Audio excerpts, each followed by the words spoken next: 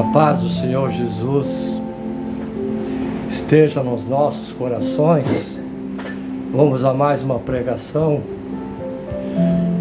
amados e amadas, a respeito do pedido de uma amada serva do Senhor, a respeito do dilúvio. Tudo sobre o dilúvio, Noé. Vamos pregar que o Divino Espírito Santo desça sobre nós nesse momento e faça com que entendamos a palavra dirigida por Ele através desse servo. Que o Divino Espírito Santo dê acalento a todos que estão ouvindo, tirando da mente toda a dor, toda a tragédia dos últimos tempos. E desejo nesse momento toda a paz, harmonia, entendimento nessa palavra. Ordeno que expulse o demônio para as pessoas do inferno, bem como os maus espíritos.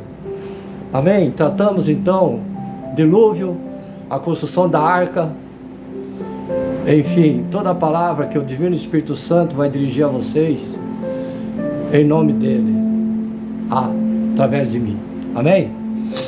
Os dias de Noé se aproximam ao fim dos tempos. Como devemos buscar a manifestação de Deus nesses tempos tão tribulados, que a última tragédia e catástrofe aconteceu na Turquia e na Síria, dizimando 20 milhões de mortos. Quando falamos sobre a humanidade nos tempos de Noé, todos sabem que o assassinato, o incêndio, o roubo, o furto, a promiscuidade se tornaram uma segunda natureza para as pessoas daquela época. Elas evitavam Deus e não davam ouvidos à sua palavra. E no final, Ele as destruiu com um grande dilúvio. Em seguida observamos as pessoas do mundo de hoje. Elas referenciam o mal e vemos estabelecimentos como casas de karaokê, salões de massagem nos pés, bares, boates nas ruas e becos de todas as cidades. As pessoas comem e bebem, se divertem entregando-se aos prazeres da carne.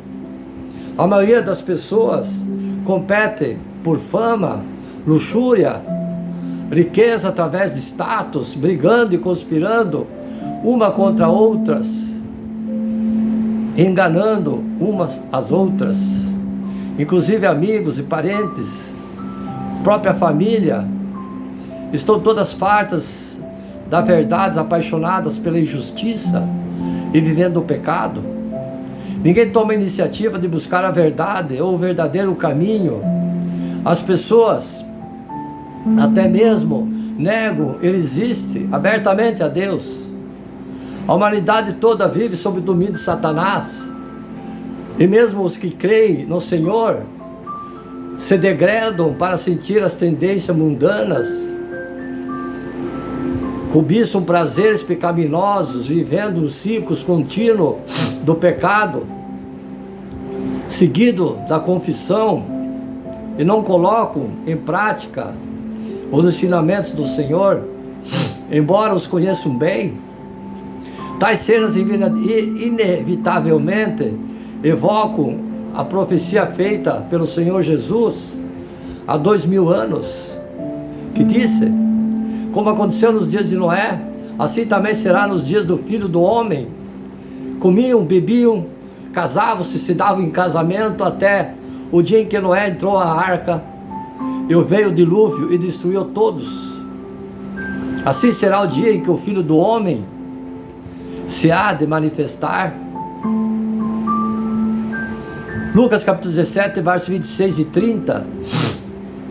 Essa profecia nos mostra, amados e amadas, que quando as pessoas dos últimos dias se tornarem tão corruptas e perversas quanto às épocas de Noé, o Senhor retornará. Mas de que maneira Ele irá se manifestar? E como devemos acolhê-lo? Como o Senhor retornará?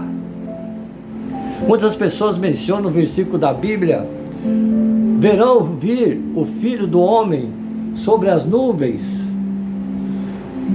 do céu, com o poder da grande glória. Mateus capítulo 24, verso 30. Eles acreditam que quando o Senhor retornar, Ele virá cavalgando abertamente sobre uma nuvem e nos elevará diretamente ao reino dos céus, à vista de todos. Assim, elas aguardam passivamente a vinda do Senhor sobre as nuvens.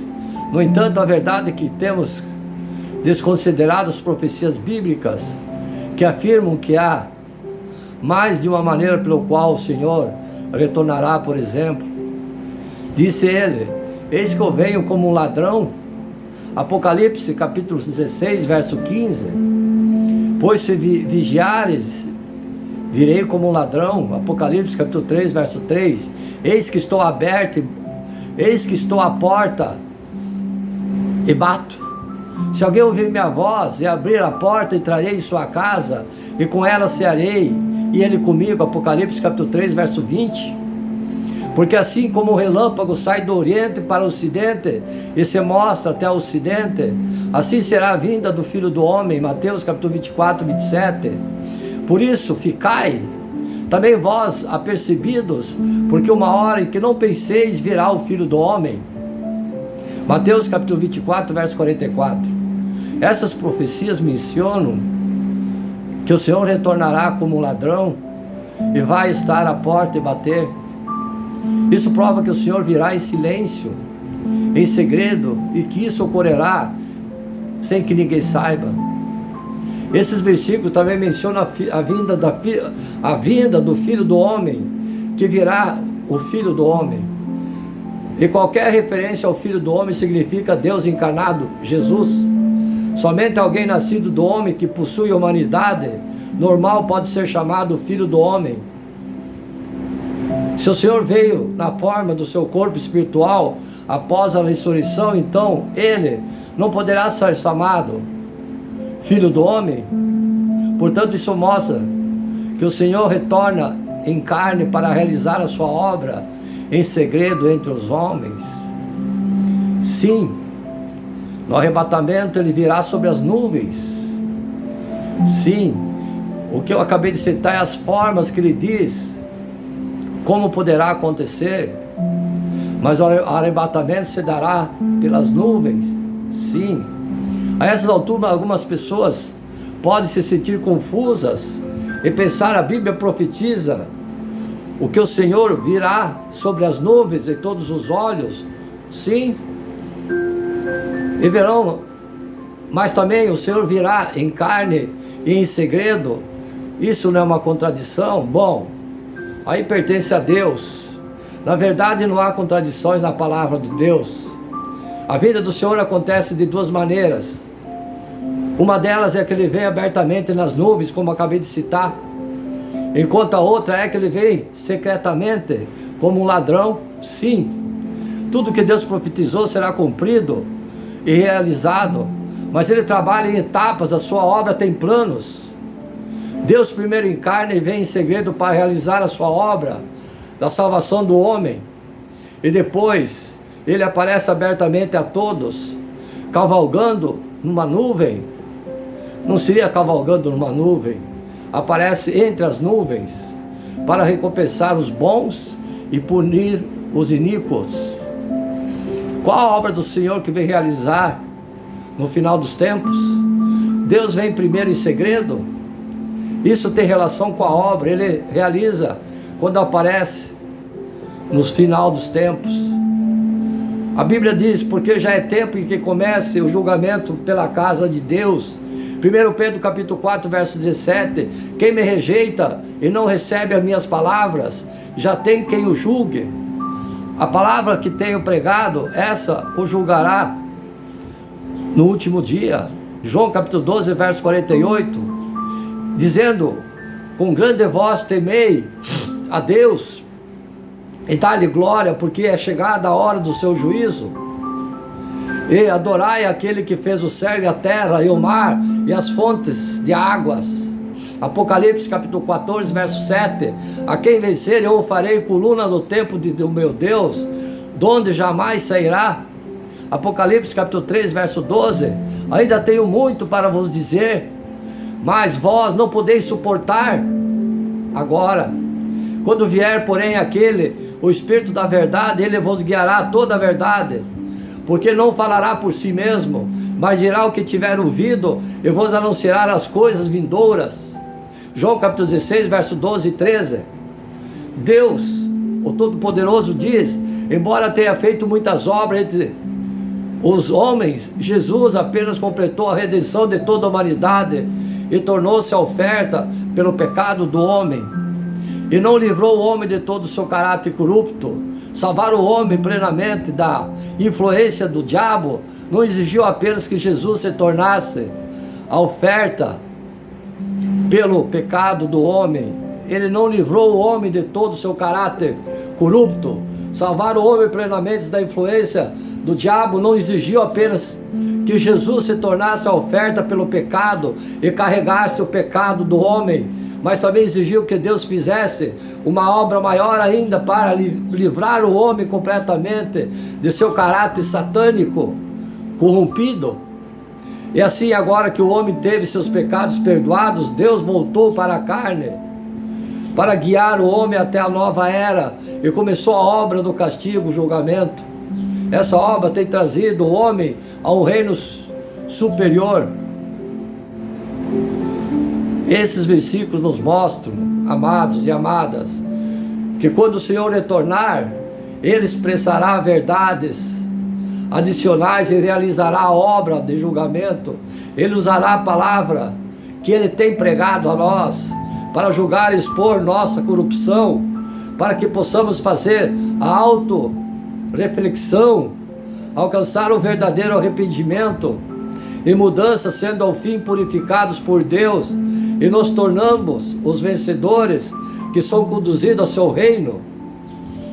Isso ocorre quando, embora tenhamos sido redimidos pelo Senhor Jesus, e nossos pecados também têm sido perdoados pelo seu sacrifício na cruz, a raiz do pecado, ou seja, a natureza pecaminosa, ainda jaz profunda dentro de nós, e sendo controlados por ela, não podemos senão pecar frequentemente. Eis apenas algum exemplo: quando outras pessoas fazem coisas que vão contra nossos interesses, chegamos a odiá-las até sentir raiva. Normalmente dizemos que seremos leais a Deus e obedeceremos a Ele, mas quando acontece algo que não gostamos, interpretamos mal a Deus e o culpamos. Isso sempre. Em casos graves até mesmo o abandonamos e renunciamos a nossa fé.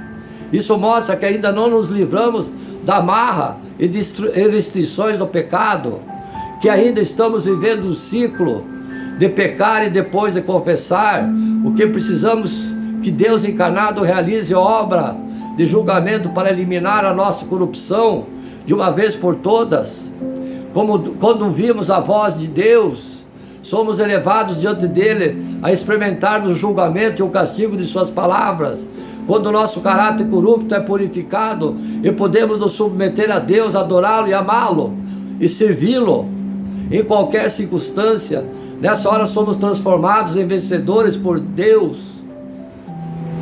Esses são os vencedores que são profetizados no livro do Apocalipse.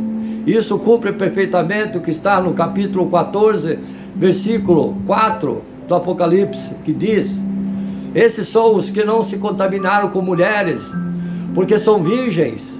Esses são os que seguem o Cordeiro para onde quer que vá. Esses foram comprados dentre os homens para serem primícia para Deus e para o Cordeiro. Se o Senhor retornasse primeiro sobre as nuvens, com grande glória, todas as pessoas se prostrariam para adorá-lo. Não seria possível expor a rebelião e a resistência a Deus de natureza humana, e seria infundado.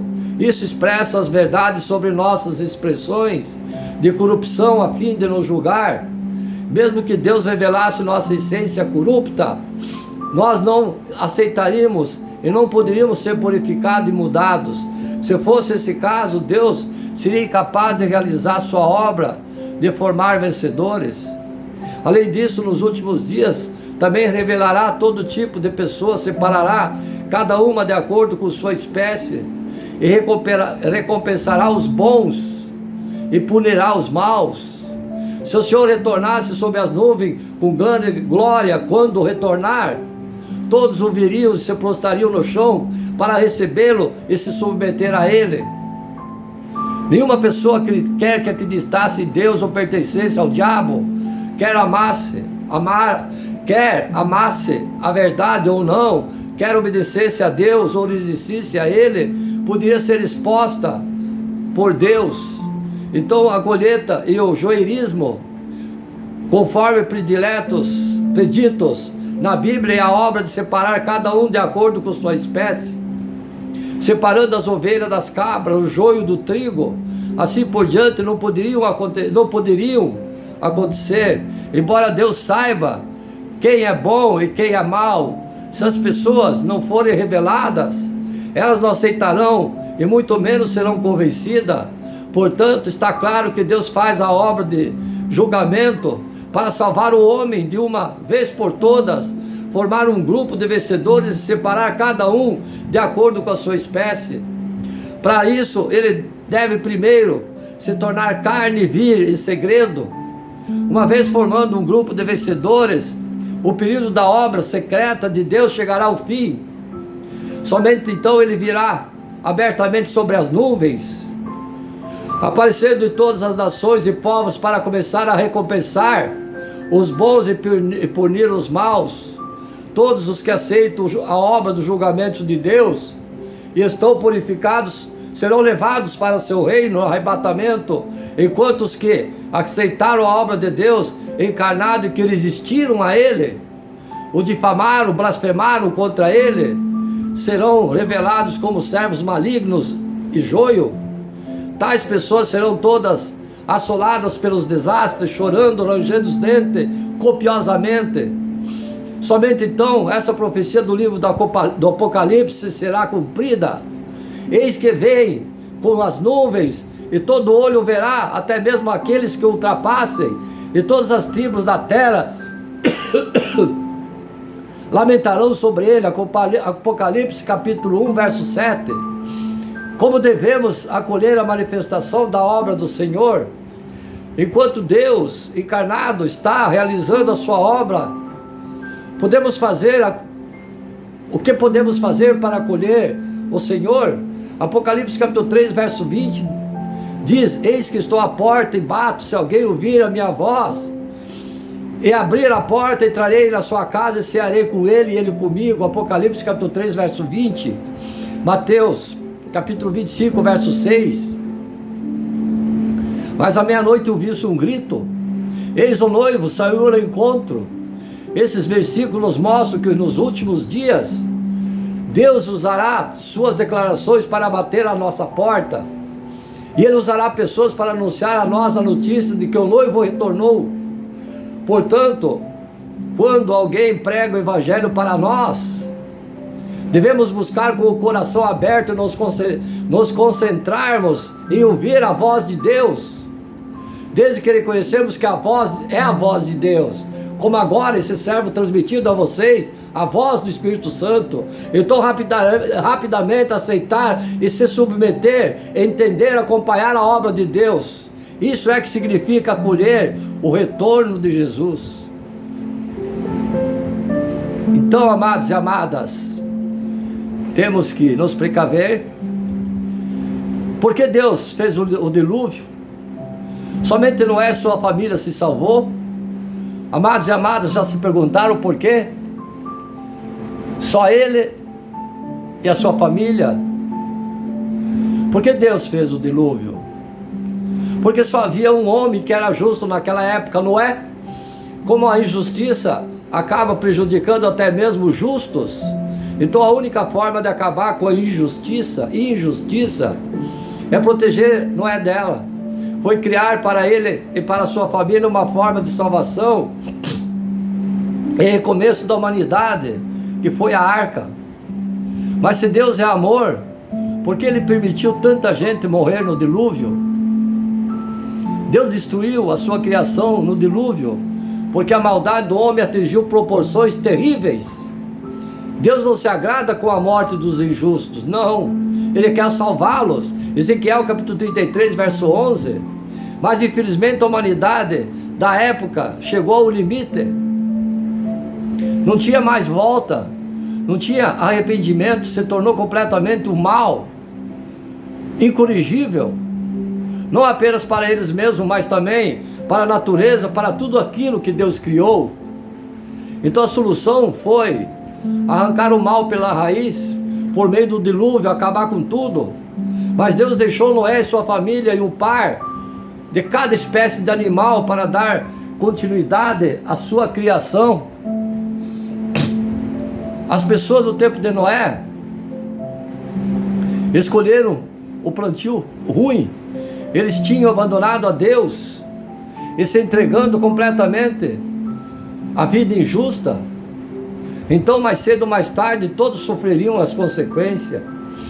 Se Deus queria recomeçar a humanidade, se Deus queria começar a humanidade, Deus só queria recomeçar a humanidade e toda a criação, porque Ele simplesmente não fez tudo de novo. Já tinha o poder para isso. Ao invés de enviar um dilúvio, pedir para Noé construir a arca, ainda colocar nela um casal e cada espécie de animais. Foi algo muito trabalhoso, não, para Noé. Devido à grande atitude de fé de Noé, ele investiu anos e mais anos da sua vida construindo a arca, o que também foi, de certa forma, um alerta para o povo da época, dando a eles oportunidade de se arrepender e mudar de rumo, mas preferiram ignorar todos os alertas de Noé e pagar para ver o dilúvio.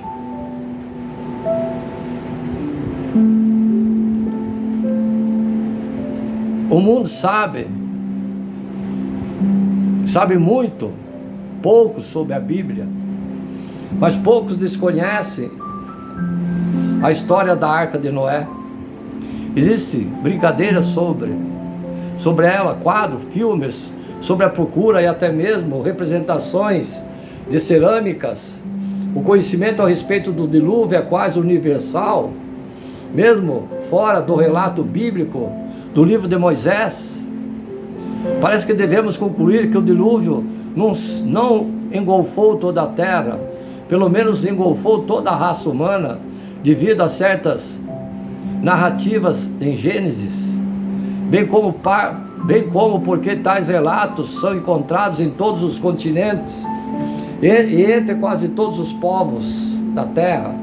Esses relatos se referem a um dilúvio destrutivo ocorrendo logo no início de suas respectivas histórias. Em cada caso, somente um ou poucos indivíduos foram salvos e foram encarregados de renovar a terra. Até agora, a antropologia já reuniu cerca de 250 a 300 dessas histórias a respeito do dilúvio. Essa história é o maior obstáculo para o aproveitamento do estudo de Gênesis.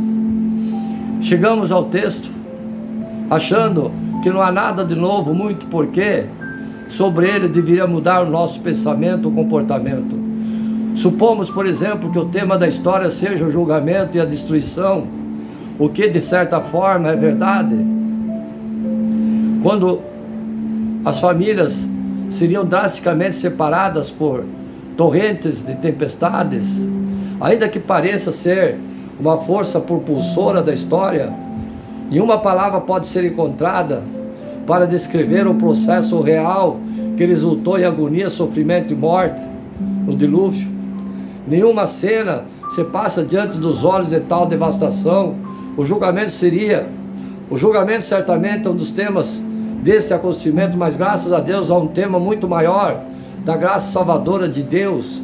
Embora não ousemos ignorar os alertas, não vamos perder à vista também o seu encorajamento. Enquanto alguns fixam sua extinção, sua atenção no pecado e na devastação do dilúvio, outros tentam encontrar seu significado concentrando-se nos mecanismos da inundação. Embora esteja certo de que aqui existe muita coisa interessante para as mentes científicas, deixe simplesmente preveni-los que muitas coisas propostas em nome da ciência são apenas especulações e teorias. Não desejamos de forma alguma desacreditar ou desencorajar tais esforços. Só desejamos dizer que não ousamos construir nossas vidas sobre eles e ressaltar algum tipo de abordagem.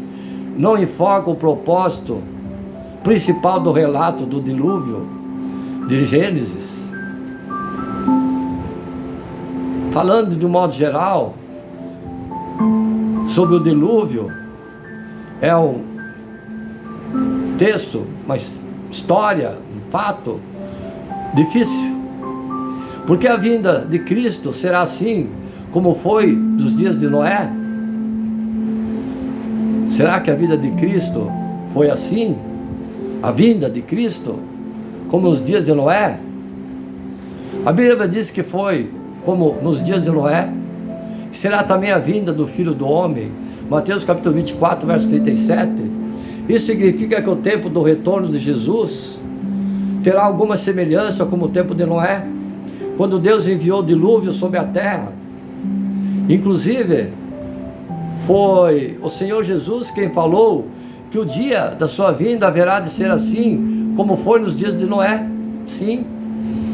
Já na semana da crucificação, Jesus falou aos seus discípulos a respeito dos eventos que haveriam de acontecer no mundo até o fim dos tempos. Mateus capítulo 24. Portanto, nesse sermão quase escatológico, o Senhor Jesus deu informação valiosíssima sobre a segunda vinda e a consumação da presente. Era, nesse sentido, depois de falar justamente sobre os sinais que procederiam o fim, Jesus então falou diretamente sobre o dia do seu retorno. Primeiro Jesus explicou: ninguém sabe o dia e nem a hora da vinda, apenas o Pai. Nem mesmo Ele pode prismar da sua natureza humana em seu estado de humilhação durante o seu ministério terreno. Tinha esse conhecimento. Mateus capítulo 24, verso 36. Então em seguida Jesus alertou que quando esse momento chegasse, ele haveria de ser assim como foi nos dias de Noé. Mateus capítulo 24, verso 37, assim como foi nos dias de Noé. Diante desse ensino de Jesus, alguém pode perguntar: em que sentido a geração do fim será parecida com a geração do dilúvio? Em que sentido o momento final da presente era, como o retorno de Jesus, será semelhante no momento da destruição da terra por alguns dilúvios, águas? Bem, o próprio texto bíblico responde de uma forma clara. Nele, o Senhor Jesus diz que nos dias que antecederam o dilúvio, as pessoas comiam, bebiam, como já falei lá em cima, e foi assim que o dia em que Noé entrou na arca. Mateus capítulo 24, verso 38. A ideia é que pessoas que viveram no período pré-diluviano seguiram o curso de suas vidas normalmente, viveram como se jamais tivessem de prestar conta a alguém.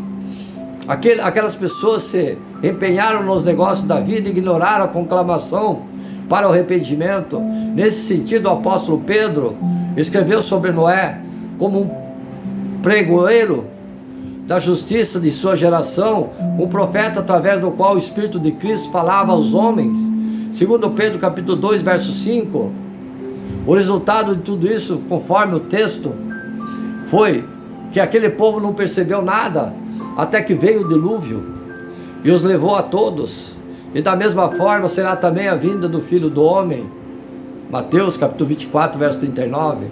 Quando o Senhor Jesus Cristo voltar, as pessoas estarão vivendo suas vidas normalmente, sem se atentarem para o fato de que em qualquer momento o juízo divino haverá de cair sobre nós. Elas estarão comendo, bebendo, se confraternizando, se casando, trabalhando, estudando, viajando, comprando, vendendo, emprestando, fazendo negócios, mas não estarão preocupados com o juízo do Senhor.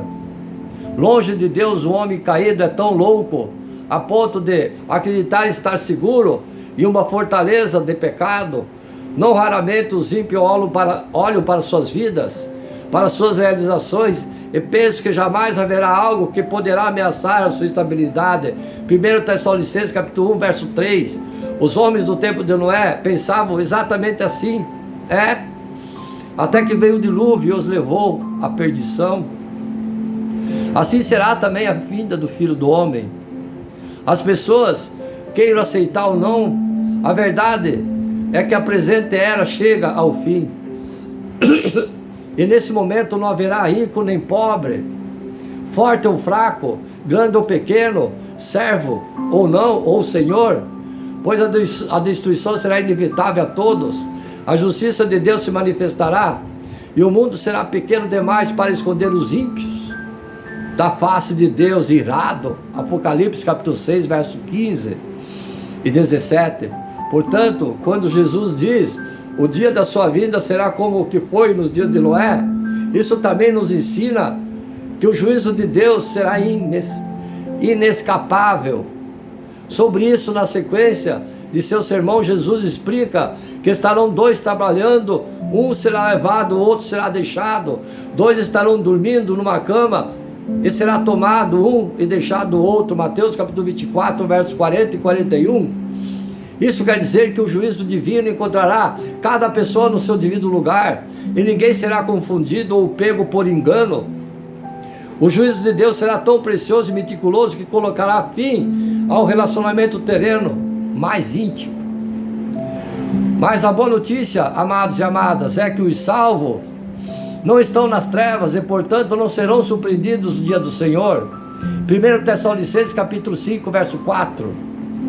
Eles também estarão envolvidos em seus afazeres diários, mas seus corações estarão ansiosos pela chegada do seu Rei. E quando esse dia chegar, Cristo encontrará cada um deles aonde quer que estiverem, e os preservará, enquanto os ímpios serão levados ao seu lugar de ruína. No início dos tempos, os ímpios foram levados pelas águas do dilúvio, enquanto Noé foi preservado com sua família na arca do Senhor. No fim dos tempos, os inimigos de Deus serão levados à condenação eterna, enquanto os redimidos serão preservados em Cristo na família de Deus. Assim como foi o dia de Noé, será também o dia do retorno da vinda do Senhor Jesus. Como foi nos dias de Noé e Ló, assim também será. Lucas capítulo 17, verso 26 e 30.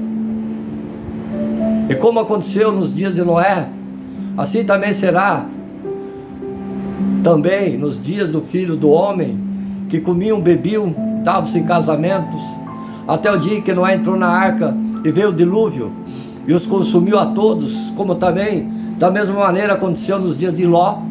Comiam, bebiam, compravam, vendiam, plantavam, edificavam, mas no dia em que Ló saiu de Sodoma e choveu do céu fogo e enxofre e os consumiu a todos. Assim, no dia que o Filho do Homem há de se manifestar, Jesus, ao ensinar sobre a volta, diz dois eventos onde Deus manifestou a sua justiça na terra, que foi o caso de Noé com o dilúvio, e Ló no caso de Sodoma e Gomorra. Existem lições profundas nessas duas histórias, bem como a forma que Jesus ensina. Resumidamente, precisamos entender dois elementos contidos nesses ensinamentos, que são a salvação daqueles que confiam no Senhor e eram justos, e a destruição daqueles que desprezaram o Senhor. O que foi, tornará a ser. O que foi feito, se fará novamente. Não há nada novo debaixo do sol. Eclesiastes capítulo 1, verso 9. Trazendo esses ensinamentos para os dias de hoje, percebemos que há um padrão que se repete ao longo da história. Ou seja, a semelhança nos acontecimentos em que Noé e Ló estiveram envolvidos. Esse padrão se apresenta nos dias nossos. O momento em que vivemos a história é algo que deveria nos deixar mais alerta, pois há todos os elementos descritos por Jesus na passagem de Mateus capítulo 24, sinais no campo físico e metafísico, no campo da geopolítica, na natureza, no avanço da ciência, bem como nas diversas crises que os homens estão enfrentando. Como na igreja, precisamos entender quais os elementos que estavam envolvidos nos eventos que cercaram Noé e Ló, para abrir o nosso entendimento quando a volta de Jesus e todos os acontecimentos que são descritos no livro de Daniel e o Apocalipse, nos dias de Noé e Ló, bem como nos dias de hoje. As pessoas desprezavam os sinais, os avisos dos servos de Deus, igual aos dias de hoje, que está acontecendo. E não perdoou o mundo antigo, mas guardou Noé, a oitava pessoa, o pregoeiro da justiça, ao trazer o dilúvio sobre o mundo dos ímpios, e condenou a destruição das cidades de Sodoma e Gomorra, reduzindo-as em cinza, e pondo-as para exemplo aos que vivessem impiamente. E livrou o justo Ló, enfadado da vida dissoluta dos homens abomináveis. Segundo Pedro capítulo 2, versos 5 e 7. Assim como nos anos de Noé e Ló, muitos estão vivendo de forma dissoluta, ignorando totalmente os sinais atuais dos fins dos tempos. Percebemos que esse tipo de comportamento também existe dentro de muitas igrejas. São poucos pregadores que estão cientes de tudo o que vem acontecendo no mundo. Infelizmente, a igreja de Cristo não está sendo preparada para os tempos difíceis que se aproximam. Os ímpios desprezam os sinais proféticos por ignorância da palavra de Deus e por não crer que Jesus é o Messias, o Filho do Homem. Nas igrejas, embora muitos conheçam a verdade, ignoram de forma deliberada partes da Bíblia e vive de forma como se nada estivesse acontecendo. Só prega prosperidade, lucro e bonança. A igreja vem sendo atacada de diversas formas ao longo dos anos, e hoje o ataque é súbito e velado em muitos casos.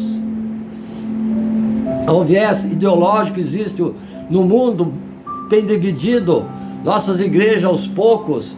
O evangelho pregado por muitos que deveriam promover mudanças da vida não tem promovido nada além dos preceitos e rejeição da palavra de Deus. As condições da sociedade dos tempos de Noé eram terríveis. Os homens eram irremediáveis, tinham uma postura de maldade e depravação geral. Então Deus decidiu e determinou a destruição da humanidade. Gênesis capítulo 6, versos 5 e 7. Nos dias de hoje, a corrupção e a depravação do homem está chegando a níveis jamais imagináveis. A ciência e as tecnologias estão mais avançadas do que nunca, permitindo o homem a realizar coisas que jamais imaginamos no passado. Analisando o passado, agora o nosso presente, percebemos que caminhamos para o mesmo desfecho que teve o povo da época de Noé e a população de Sodoma e Gomorra. O nosso papel como igreja do Senhor é estarmos atentos aos sinais da vinda de Jesus. O mundo hoje precisa mais do que nunca conhecer o amor de Jesus e seu plano de salvação para a humanidade. Enquanto a igreja se perder em meio ao legalismo, religiosidade e letargias, quando falamos da volta de Cristo, pessoas estão perecendo sem conhecer o amor de Jesus. Viviam suas vidas relaxadamente, e como aconteceu nos dias de Noé, assim será também nos dias do Filho do Homem. Comiam, bebiam, se casavam. Quando Jesus cita que as pessoas comiam e bebiam e se casavam, significa que as pessoas da época de Noé não estavam nem aí para Deus. Viviam suas vidas como se o Criador não existisse. A vida da sociedade da época era relaxada com relação às coisas de Deus. Hoje percebemos o mesmo padrão na sociedade. Poucos buscam verdadeiramente estar com Deus. Tudo que envolve sua palavra é ignorado ou sofre distorções teológicas graves. A forma depravada de viver na sociedade teve um fim, até o dia que Noé encontrou na arca. Podemos tirar preciosas lições aqui. Primeiro, toda iniquidade que vemos no mundo terá um fim. Segundo, Os ímpios serão destruídos assim como foram no passado. Terceiro, quando a justiça de Deus se manifestar, Ele dará o escape para o seu povo. Entenda, Noé representa o justo e o povo de Deus que será retirado da terra. A arca representa a salvação. O dilúvio representa a ira e a justiça de Deus para o mundo. Precisamos entender que o Apocalipse representa a justiça de Deus para o mundo.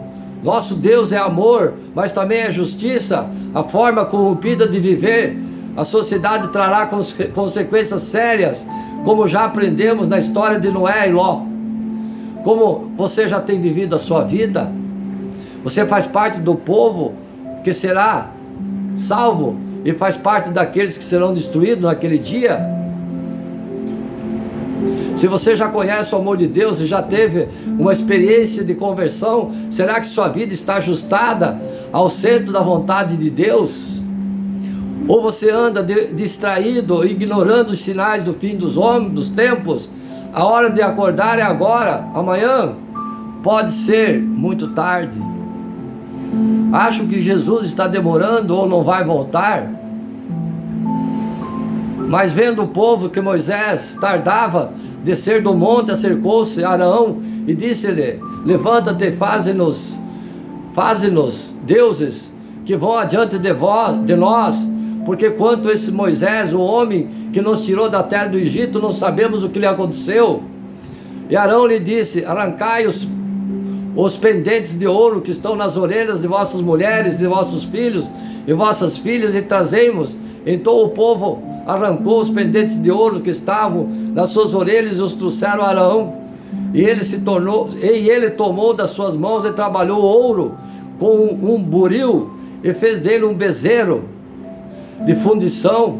Então disseram: esse é o teu Deus, ó Israel, que te tirou da terra do Egito. Êxodo capítulo 32, verso 1 e 4. Existe também uma relação bem interessante entre a história de Moisés, quando Deus agiu através dele para libertar o povo, seu povo, do Egito, com o nosso comportamento nos dias de hoje, e a segunda vinda de Jesus. Moisés havia subido ao Monte Sinai e lá receberam os 10 mandamentos e as instruções de Deus.